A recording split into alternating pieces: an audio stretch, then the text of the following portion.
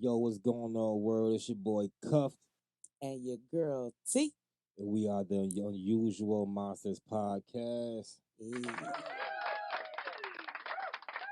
As usual, I want to kick it off and kind of introduce how we started it. And like I always say, my girl, she just watch a lot of true crime stuff. You know what I'm saying? It was never my thing as far as the audio versions, but whenever she spoke on it, you know what I'm saying? It shit sounded very intriguing, a lot more intriguing than when just listen to the audios. For me, it's more like I'd rather watch the documentaries and the limited series and stuff like that. But I'm so intrigued by when she speaks on it. I figured, hey, why don't we start a podcast? And here we go. So what we basically do is, since she listens to podcasts about true stories all the time and hear stories and stuff, certain ones she'll kind of hold on to it if she brings them to my attention on the podcast here, and you guys get to see my natural reaction and see the way I feel about it. And hopefully we can get some likes, some comments, and shares, retweets, and all that good old stuff. Oh yeah, hit You that know what I mean? button. But yeah, what you got for us today? All right, y'all. We going local today, right here in the good old soda pop. You feel me? This place take this take story. This story take place in the 80s. Wait, you said this is a story that happened in Minnesota? Minnesota, right here Okay, in Minneapolis, St. Paul, right here. Yeah, I don't know if y'all know. Y'all had a serial killer. Ooh. I ain't gonna lie to you. I never knew there was one here in Minnesota. I've never known that. I mean, well, it did happen in the 80s, so you probably was a kid, probably didn't hear about it or don't remember hearing about it, probably wasn't paying But you would think a attention. serial killer in the state you're born, you would have heard about that at some point. You would think so. You know what I mean? I'm shocked you haven't because he's actually a pretty known, like this, like he's one of the known ones, and his name is kind of very well known. I've heard this one a few times. All right, go ahead. What you talking about? All right, so in true traditional fashion, we're gonna keep it going with the name. Let me know what you think. We are gonna call him today the Weepy Voiced Killer. What you think? what you thinking? As always, we smoking while we recording, so you hear a little bit of coughing. Gas. Yeah, we should have called this motherfucking True Crimes and Cannabis or something. Gas. That would have been that actually would have been a good little True name. Crimes and True Cannabis. Crimes and Cannabis. You know what I'm saying? Something along I'm those fucking with lines. that. I'm fucking with that. I'm gonna But have to throw that what's his in. name again? Say it for me again. The Weepy Voiced Killer. All right, so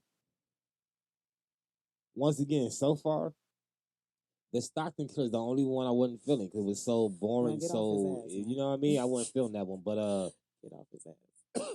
the Weepy Voiced Killer. All right, so That tell me exactly what's going on with him. So far, I almost wish that we could have spoke about it a little before we started recording. I don't like hearing nothing before we start, but when you said that part right there, I might have to edit a little something there. If they got any audio of his voice, because I'm pretty sure he got a crazy voice. So yeah, I'm definitely gonna edit his voice in there somehow, some way. Yeah. But let me know what's going on with him. All right, so I do like to give a little backstory about our killer because sometimes they just be having traumatic ass shit. So let's get into it. The Weepy Voice Killer, his name is Michael Paul Stefani. He was born September 8th, 1944. Anybody that got two first names, you're gonna have a problem with them. Maybe they couldn't think of nothing else. Stop playing with him. Anywho, Patty, he grew up on a 5-acre plot outside Austin, Minnesota, with his mother, stepfather, and siblings, which he was the last of 10. So they had gang in there, and that bitch, gang, gang, gang. First of all, there was all his mama kids too. She was out here getting it. That mean even the stepdaddy kids. But anywho. Okay. All right, so his mother had remarried when he was about 3 years old. That's when the stepfather come into play. Stefani would go on to claim that his stepfather was sometimes abusive. So what he would do, like if he was mad or come in angry after work, if any of the kids was like in his way or doing some shit he didn't like, he would have them stand at the top of the stairs and basically smack their ass down the stairs. Yeah, that was life. So it wasn't so much his mother. He just had an asshole stepfather. So that was that. And then he would go on to graduate from high school. He would end up moving to Minneapolis after graduating from high school. So boom, boom, boom. He was in the app. Hey, my city. And he came here and he kind of was living like a little bum life. He worked little odd end jobs, fast food, grocery store, gas station, that type of shit. In his 20s, he would go on to meet his wife, Miss Beverly Lighter. They did have one daughter together, and it ended kind of quickly. Like pretty much like a year after they had their daughter, he would go on to divorce his wife. That sounds like my marriage. Funny. This is true crime stories. I would hate to see my man end up on this. I don't want to report on you, you petty. But anywho, yeah. So he ended up getting him a little I'm side saying chick. it was short lasted. You know, a year. Yeah, yeah, yeah. Be married? Well, yeah, to be That's married. short as Well, hell. yeah, to be married. I don't know. I've never been married before. Nobody asked me. Dating for 1 year, being with somebody for a year period is short. Yeah, okay. Like if you meet someone knowing for a year, that's like short to me. I don't know, but go ahead, my bad. So anyway, he had a little side chick. So he basically ended up divorcing his wife, leaving his wife and kid. He basically said fuck her and the kid, and left them behind. And that's the end of them in the story. And he goes on to live with his side chick. During that time, I gotta work on my arm, y'all. I'm gonna work on that. He ends up. I'll get better. He ends up like during that time he kind of acquires a criminal background, but we ain't got to killing. He was convicted of aggravated assault, and he had mental illness. I could not find anything for the life of me what the fucking mental illness was because I was so curious. I feel like we should know leading on to I couldn't find what the fuck his mental illness was. Maybe they hiding that for some reason. Well, I'm sure it got something to do. So that's a little black backstory about him. But let's get into the victims. And once again, we always want to send our condolences, even though this happened a long time ago. It's never any healing time on that. You know what I'm saying? So, R.I.P. to the victims. R.I.P. Let's get into it. So, on December 31st, 1980, Karen. And also, condolences to the family. Condolences to the families. I do, absolutely. Let's get back into a massive editing book. On December 31st, 1980, Karen Potak would be found beaten almost to death after leaving a New Year's Eve party in Prescott, Wisconsin. She would be found naked in the snow, unconscious. This would leave she was found with like several wounds on her body, and she had a traumatic brain injury, but she would survive. So that would be his first victim. Man, these men be so aggressive. Like they be, yeah, I don't know. It kind of remind me of the choke and stroke killer like type of deal. Like should be crazy. Yeah, anyway. He was definitely wilding out. Yeah. So after that, we didn't get a phone, like a little phone call. He hadn't started calling in to the popo and stuff. So just 7 months later, Stefani would strike again on June 3rd, 1981. Kimberly Compton, who was just 18 at the time, was stabbed 61 times with an ice pick. That's like some real. Like let's first of all just take time. My ice pick, like think screwdriver, like I damn near want to say you would have to stab that many times to get the job done because it's so small unless you hitting somewhere. Nah, when you stabbing crazy like that, I'm pretty sure within the first 5 stabs you'll hit a major organ. No, it would make artery. Artery. Yeah. Like you would have hit something to where it would bleed out or whatever it may be. You stab person 61 times. What they call that again? It's like over premeditated, overkill. I don't know. It's some type of overkill. It's not premeditated. It's like a revenge, a hate. Such malice, if you will. You feel me? That is, yeah. But so just to give a little backstory about this young lady, Kimberly had recently graduated high school and had left the small town of Pippin, Wisconsin, to come to Minnesota. So she was coming here, new to the city. She had never seen a big city, so this was exciting as shit to her. So on June 3rd, Kimberly had arrived in St. Paul by bus. So she took a little bus up here. After she had got off the bus, I guess the bus stations back then had like lockers where you could put your stuff, like right. I don't know if that's still a thing, maybe so. But at the bus station, she like put her little bags and stuff in the locker, and she decided she was hungry, so she just kind of looking around, peeping the scene. It's a diner across the street. She go sit down, grab her something to eat. She looking out the window, minding her business or whatever. And little did she know, little creep Stefani was like a couple of booths away from her. He peeped that she was there alone. So what he decided to do, stroll on over and strike up a conversation with Shorty. Right? Hold on, And how old was she again? You y'all. said she was 18. I just 18. graduated. And yeah, was new to the city life, man. So basically, he walk on over, start strike up a conversation with Shorty, and she like so excited to be in the big city. She like immediately tells him that she just got here, probably I don't know, 30 minutes ago off the bus. She want to sightsee, and of course, his predatory ass. He's like, "Yeah, I'll take you. It's the city. I can show you some cool sights and show you this and that." And she accept the ride. That would be the last thing Shorty would be seen alive, unfortunately. Just ladies, ladies, ladies, ladies, ladies. We have to be more aware. We have to be, we like, just got to pay attention. Stranger danger. Mm-hmm. Facts. We got to be Facts. more aware. So a little bit how it went down. They go ahead, they leave the diner, boom. He take her out for a ride. A couple of hours later, police will get anonymous call uh, with him stating that he had killed her and where they could find the body. But when I'm gonna say he called he after he calls in, killed. he calls in.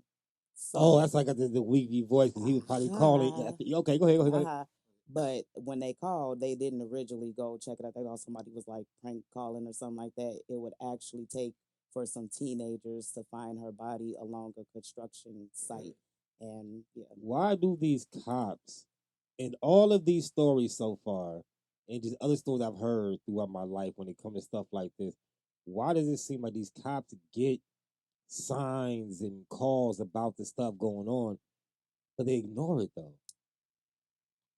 I got nothing. Whether it's a witness telling you, hey, yo, something's going on in that I got apartment, something's going on in that house, or if it's a person calling themselves like, yo, I just killed somebody, such and such over wherever. I will say in this case, because like it don't really describe early on about the way he was sounding, but when you hear the audio, he sounds like I'm gonna try to demonstrate. This is horrible. Yeah, you Get know that what? I ain't gonna audio. lie. When you said Weepy voice, I'm thinking I'm talking, and I'm like, you know what? His voice might have been so crazy they thought he was playing. Like it was so it goes on later on. Well, it gets to the point where they thought it was distorted, but we'll get to that when it goes to trial. But yeah, so they go out and they would find her laying face down near a construction site, and I think it's where is it, St. Paul, near the Mississippi River, where they're actually had like laid her. So I guess he took her out there like, oh, it's a spot by the Mississippi River, nice Right. view, and that's where they would find her. He had took her there, and he was savagely attacked her, so she was beaten. When they found her, she had no ID on her, but they were able to find out that she had been to the bus station, track her, find her locker, and they would find her stuff in there. And then they would go to the diner, but apparently nobody at the diner had actually seen them leave together, so they end up having no witnesses, no suspects, no nothing. Man. And while you're talking, I'm looking up the audio for the Weepy Voice Killer, and I found it right here. I'm gonna play a little bit right fast before you continue. Remember where you're at right fast. I'm gonna play a little bit so we can, because I've never heard his voice. Yeah, so we can get crazy. a better understanding of how they may have heard him, call and thought it was a game. Right. Okay.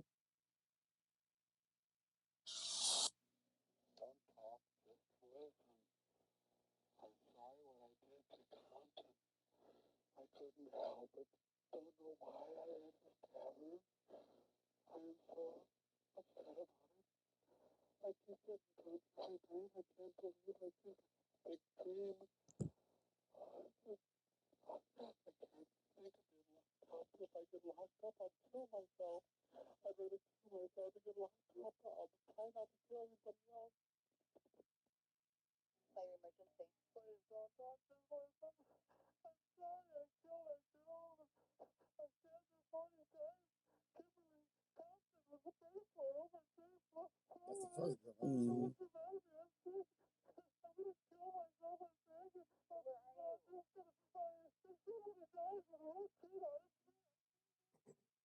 So when All he, right, so his voice is a little wacky. It's different than what I imagined it would be. I thought it'd be very high pitched and squeaky, and maybe it is, but he's crying, so it gives it a little mm-hmm. more darkness.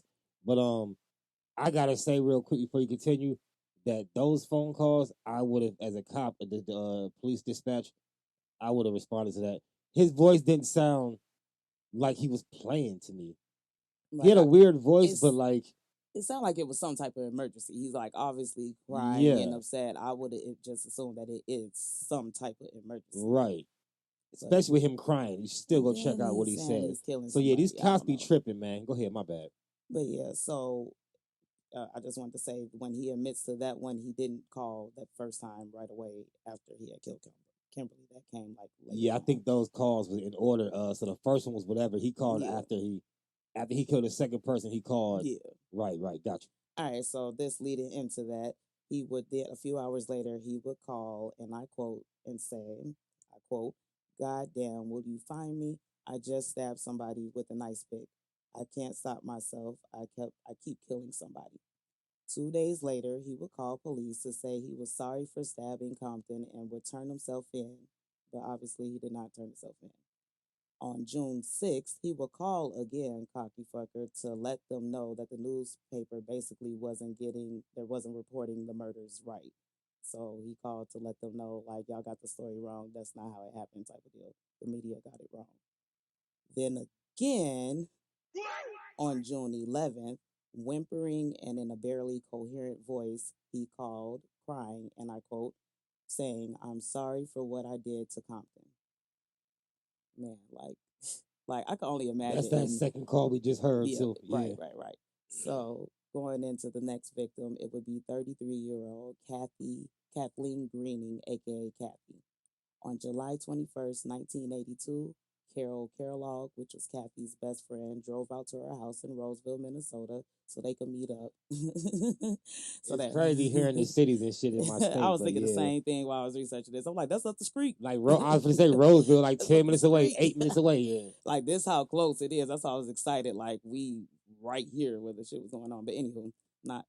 I'm too excited. This is why he wanted me to tell. Why I get so excited about this shit. This is horrible. Horrible. But anywho, so her best friend drive up to her house because they were supposed to go on a trip to Maniac Island. You ever heard of that? Was that before your time, Maniac Island? Okay, so they was headed there. So her friend pull up to the crib. She knocking on the door.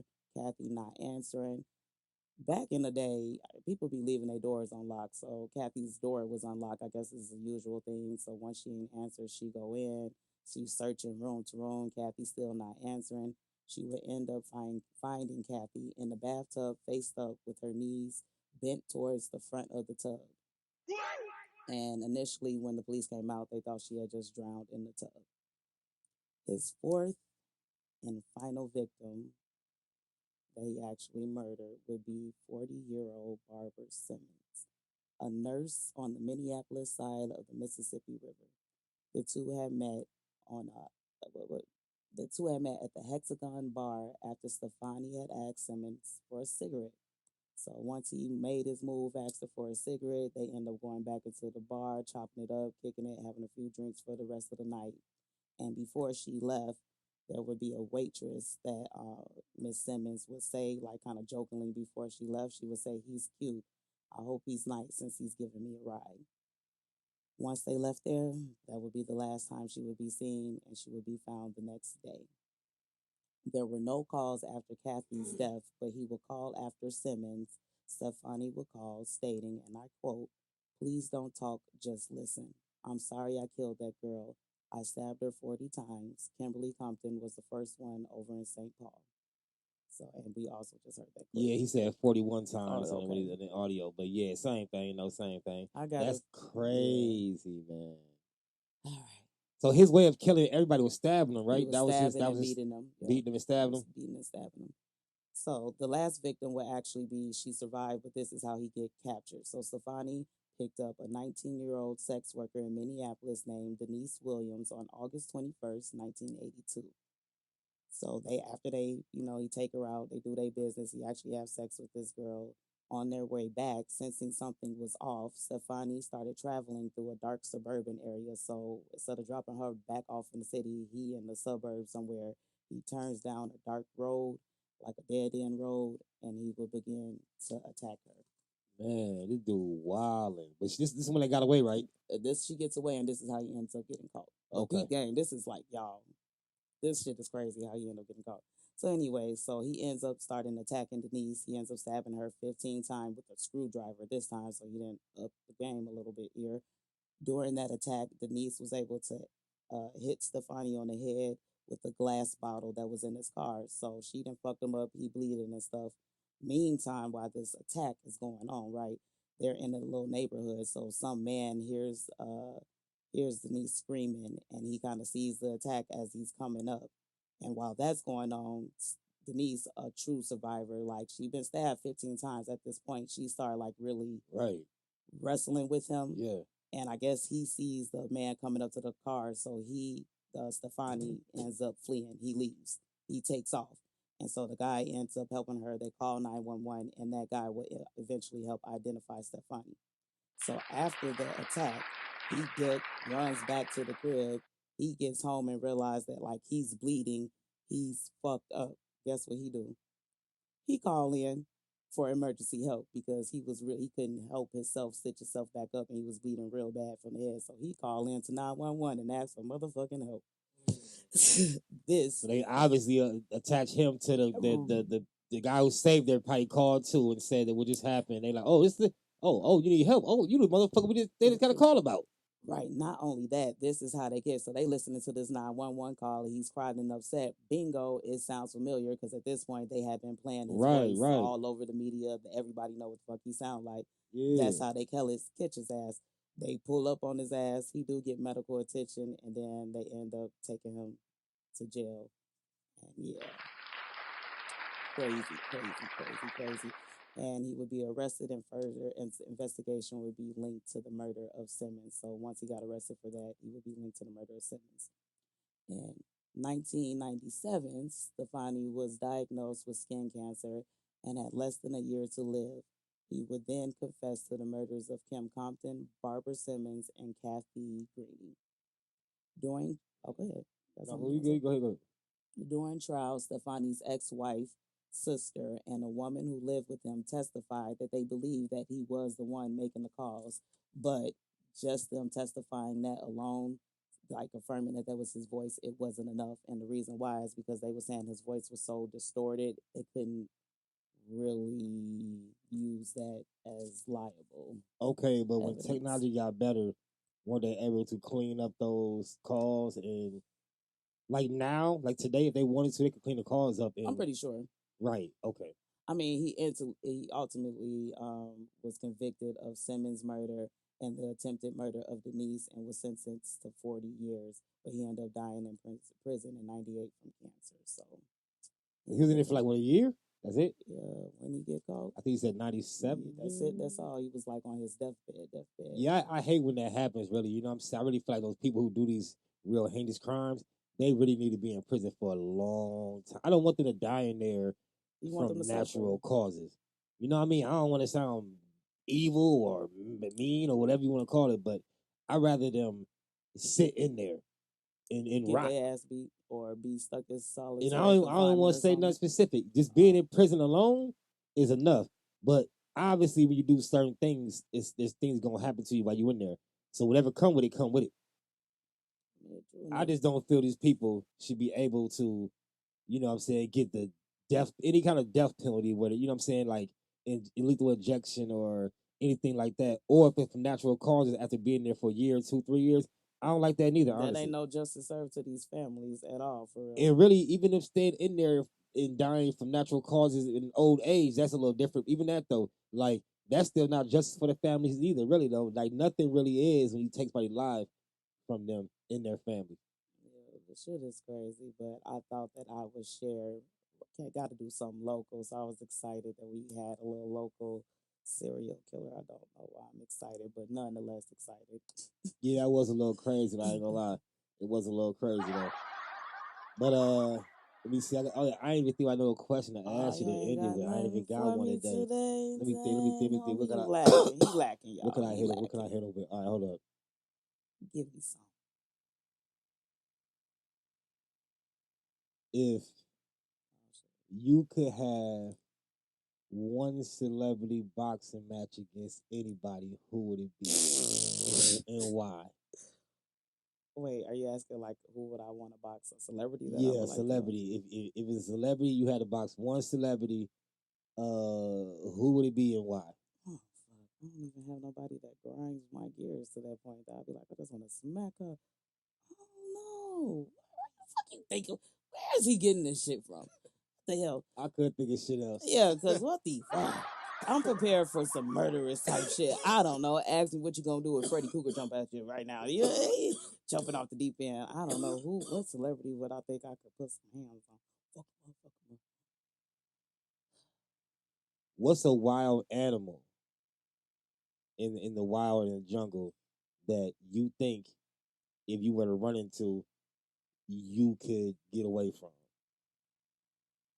But he can't be like a you can't say like a little bit of a little small monkey or nothing like that. You I know was what I'm gonna say saying? nigga a raccoon. I think I could probably get away from like a. I ain't gonna lie, I think I could get away from a bear. Like, and you know why? Because I have watched so many true crime stories that have led to like people disappearing and bear attacks and what they did wrong. I know what not to fucking do. I think I could get away from a bear and be cool in like a bear attack mode. I think I'd be good. Huh? How? What would you do?